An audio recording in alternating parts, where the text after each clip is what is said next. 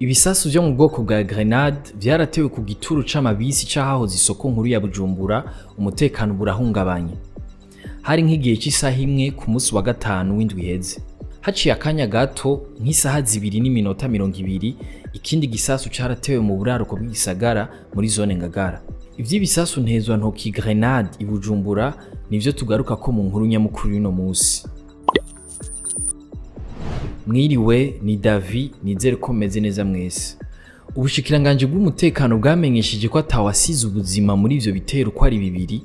Abantu 38 nibo bakomeretse, batanu muri bo barababaye cyane. Hamaze imisi hibonekeza ihungabana ry'umutekano mu gisagara ca Bujumbura biciye mu gutera amagrenade. Hari ibisasu mu misi heze vyatewe mu vyuma bihingura umuyaga nkuba transformateur. Ivyo bisasu vyateguwe imbere yuko biturika. Kuva kuwa 24 ndamukiza uno mwaka, amakartier nka Ngagara, Kamenge hamwe no hagati mu gisagara ca Bujumbura aramaze gutegwamo amagrenade. Igipolisi kivuga ko ivyo bitero vyose bimaze igihe bimaze guhitana umuntu umwe, bikomeretsa abatari bake. Batandatu mu bagirizwa gutegura no gushira mu ngiro ivyo bitero bigize imisi barerekanywe imbere y'ibinyamakuru. Amatohoza ngo nayo akaba kibandanya.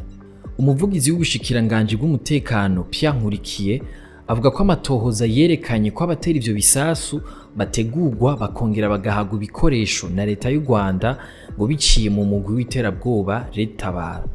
Ejo itariki 12 Rusama, leta y'u Rwanda yarishuye kuri ivyo vyagirije vy'ayo magrenade mu ikete yanditse ngo Burundi burafise ingorane n'u Rwanda, ariko u Rwanda nta ngorane rufise n'u Burundi. Basavye leta y'u Burundi ko yoreka gufatanya ico gihugu n'ibibazo vy'indani mu Burundi.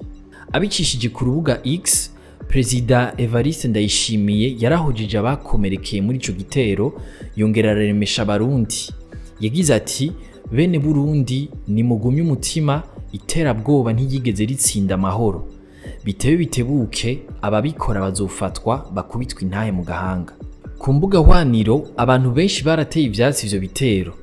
Ubuserukizi bw'ubumwe bwa Buraya mu Burundi bwavuze ko atakintu na kimwe cosigura ko haba gutera ibisasu ku bantu b'inzirakarengane.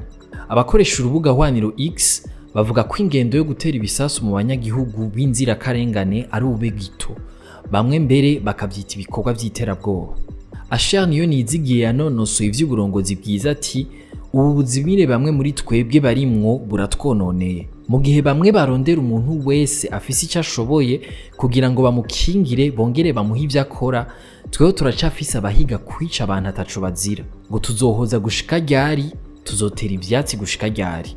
Bamwe muri abo bakoresha imbuga hwaniro babona ko mu ntumbero yo korosha amatohoza mu bihe nk'ibi, uburongozi bw'igisagara ca Bujumbura bukwiye gushiraho amatara hamwe n'ivyuma bifata amasanamu, camera de surveillance mu bibanza bihuriramwo abantu benshi.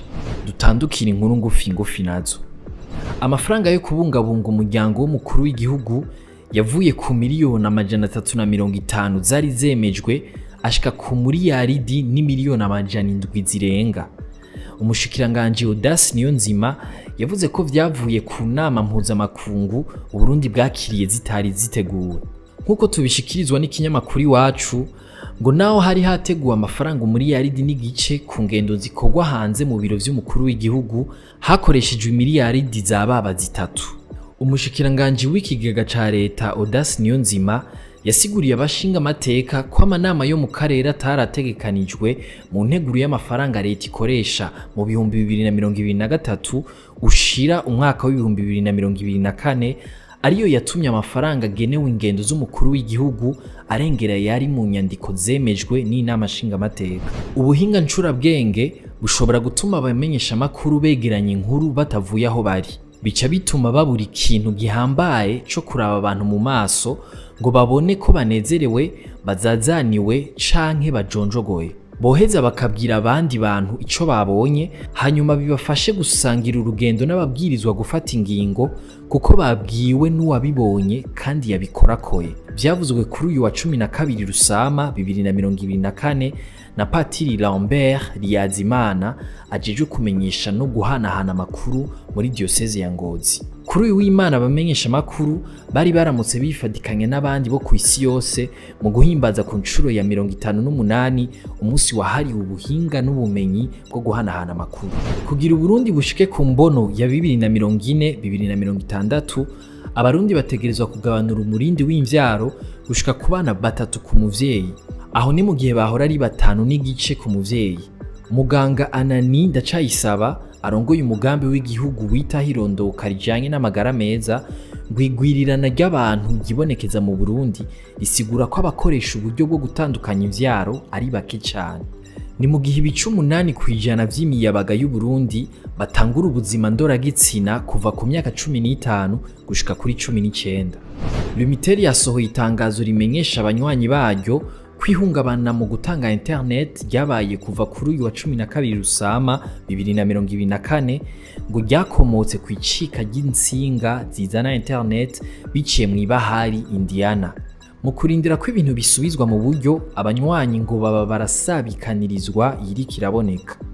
Ngo bariko bavugana n'abayibaronsa ku rwego mpuzamakungu kugira bakora ibishoboka babikosore.